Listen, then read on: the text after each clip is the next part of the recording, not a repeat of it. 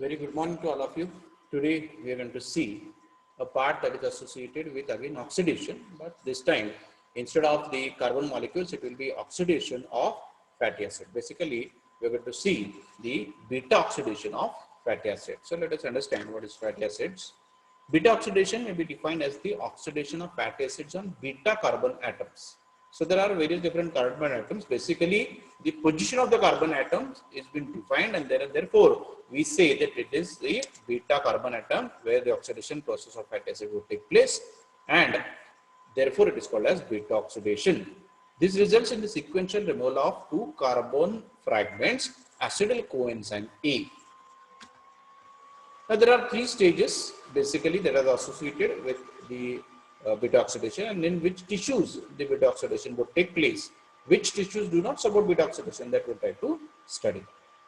So, activation of fatty acids occurring in the cytosol, transportation of fatty acid into the mitochondria, beta oxidation proper in the mitochondrial matrix. So, beta oxidation occurs in the mitochondrial matrix. Fatty acids are oxidized by most of the tissues in the body. Maximum of the tissues are oxidizing the fatty acids in order to gain some kind of energy. But there are certain parts inside the human body which do not oxidize this fatty acids, which is brain, erythrocytes, and adrenal medulla cannot utilize fatty acids for the energy requirement. Now, how the activation would take place? Fatty acids are activated by acetyl coenzyme A by thiokinases. This is a particular kind of enzyme that is associated with the beta oxidation, or acyl coenzyme A synthase. The reaction occurs in two steps and requires ATP, coenzyme A, and Mg2 plus ions. Fatty acid reacts with ATP to form acyl adenylate, which then combines with coenzyme A to produce acyl coenzyme A. Now, based on this reaction, if you see this. Fatty acids with the help of thiokinase, pyrophosphates are being released. Pyrophosphatase is an enzyme. The one ATP molecule is being utilized here, and acyl adenylate is being generated. From this acid adenylate, another coenzyme A acid molecule is released and is added, and this coenzyme A, once is there, the AMP has been removed out, and acyl CoA has been formed. Now, the inner mitochondrial membrane is impermeable to fatty acids. So, inside the mitochondria directly cannot go. So, there should be some carrier system which has to carry these molecules inside. So, what are they? The special carnitine carrier system, that is carnitine shuttle, operates to transport activated fatty acids from cytosol to the mitochondria. See this. Carnitine transport system. From cytosol with the help of acid and the enzyme. Here the mentioning of the enzyme is there. Acyl group of acyl coenzyme A is transferred to carnitine, catalyzed by carnitine acyl transferase, that is CAT. This is CAT1, present on the outer surface of the inner mitochondrial membrane. The acyl carnitine is transported across the membrane to mitochondrial matrix by specific cardiac proteins. Carnitine acyl transferase 2 found on the inner surface of the mitochondria. CAT2.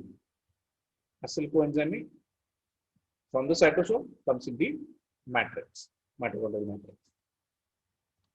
Now, this beta oxidation occurs in various different stages. So, what are they? Liberating a two carbon unit, acyl coenzyme occurs in sequence of four reactions. First reaction is oxidation, hydration, again oxidation, and cleavage. First is oxidation.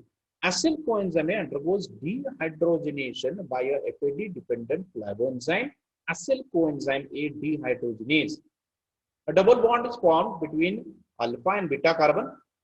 Hydration, enoyl coenzyme A hydratase brings about the hydration of double bond to form beta hydroxyl coenzyme A. Oxidation, beta hydroxyl acyl coenzyme A dehydrogenase catalyzes the second oxidation and generates NADH. The product formed is beta keto acyl coenzyme A. Cleavage, the final reaction in beta oxidation is the liberation of two carbon fragments, acyl coenzyme A from acyl coenzyme A. This occurs by thiolytic cleavage catalyzed by beta keto acyl coenzyme A thiolase, specific enzyme. New acyl coenzyme A containing two carbon less than the original re-enters the beta oxidation cycle. Process continues till the fatty acid is completely oxidized. See here.